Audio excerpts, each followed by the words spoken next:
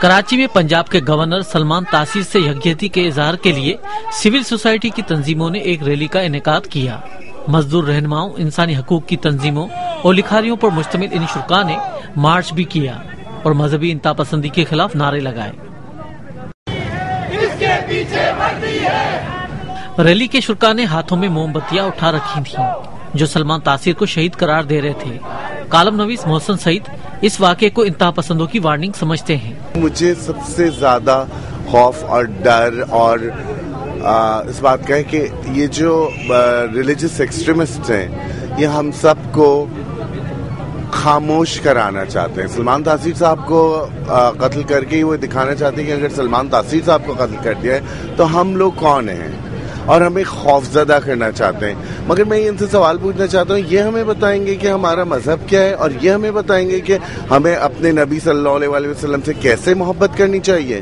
ہم مسلمان نہیں ہیں کیا اس ملک میں؟ یہ کون ہے ٹھیکیدار بن کے آ کے بتانے والے ہمیں؟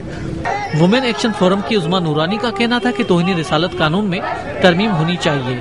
دیکھیں، یہ جو مائنڈ سیٹ ہے نا، یہ کریٹ کیا گیا اور میں سمجھتی ہوں اس وقت جو حالات پیدا کیے جا رہے ہیں ملک میں، یہ بہت خطرناک ہیں۔ اور کل کے واقعے سے آپ یہ دیکھ لیں کہ جتنے بھی یہ باڈیز ریلیجس آرگنائزیشنز ہیں یہ بڑے دلیری سے آ کر اس ایکٹ کو سپورٹ کر رہی ہیں اور کہہ رہی ہیں کہ جو ہوا ہے یہ صحیح ہوا ہے۔ میرے خیال سے یہ جو ایک جھوٹ کی فضا کریٹ کی جا رہی ہے، 31 تاریخ کی جو اسٹرائک کال تھی وہ بائی اٹ سیلف مطلب وہ جو بیسس تھا کہ اسلام خطرے میں ہے، جبکہ اسلام سے ان قوانین کا کوئی تعلق نہیں ہے۔ یہ ایک ملٹری ڈکٹیٹر نے یہ قوانین بنائے تھے، اس میں جو ترمیمیں کی تھیں اور ان کو اتنا خطرناک بنا دیا تھا کہ اس کی وجہ سے اتنے سارے لوگ اس قوانین کی وجہ سے سفر کر رہے ہیں اتنے سالوں سے۔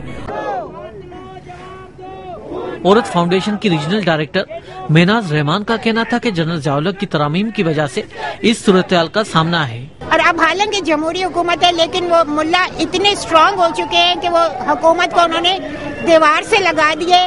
ہمارا شروع سے یہ مطالبہ ہے کہ 1973 کا جو کانسٹیٹیوشن ہے جو 13 اگست کو منظور ہوا تھا بغیر کسی امینڈمنٹ کے، اس کو بحال کیا جائے، اور اس کے بعد جو ڈکٹیٹرز نے اس میں ترامیم کی ہے اور جو ادارے بنائے ان قوانین کو بھی ختم کیا جائے جو ڈکٹیٹرز نے بنائے، اور ان اداروں کو بھی ختم کیا جائے جو ڈکٹیٹرز نے بنائے۔ اس ریلی کے لیے ای میلز اور SMS کے ذریعے لوگوں کو شرکت کی دعوت دی گئی، مگر یہ ریلی لوگوں اور نہ ہی میڈیا کی کوئی خاص توجہ حاصل کر سکی۔ جتنا لوگوں کو ڈرایا جائے گا اتنی مشکل ہوتی جائے گی۔ میں سمجھتی ہوں کہ اب وقت آ گیا کہ لوگ جمع ہوں، اکٹھے ہوں اور اس کے خلاف آواز اٹھائیں۔ تو ہو رہا ہے، میں اتنا بھی ہو گیا بہت بڑی بات ہے کیونکہ لوگ اپنی جان کے لیے پریشان ہوتے ہیں، مگر بہت لوگ ہیں جو اس سب کے خلاف ہیں، اور جب تک ہم یہ قوانین کو تبدیل نہیں کریں گے میں نہیں سمجھتی کہ یہ ملک آگے بڑھ سکتا ہے۔ تو یہ سارے اس طرح کے قوانین، خاص طور سے جو بلاسفیمی لا ہے، یہ انسانیت کے خلاف جاتا ہے اور اس کو ختم ہونا ضروری ہے۔ ہم سب لوگ جو یہاں جمع ہیں وہ اسی کے لیے جمع ہیں کہ اس طرح کے لاز جو انسان دشمن بن جاتے ہیں وہ ختم ہونے چاہیے۔ پاکستان کی کئی سیاسی جماعتیں توہین رسالت کے قانون میں ترمیم کا مطالبہ کرتی رہی ہیں۔ شدت پسندی کے حالیہ واقعات کے بعد یہ تنظیمیں اپنے موقف سے پیچھے ہٹ گئی ہیں، مگر کچھ سرفرے ابھی تک اس موقف پہ ڈٹے ہوئے ہیں۔ ریاض سہیل، BBC، کراچی۔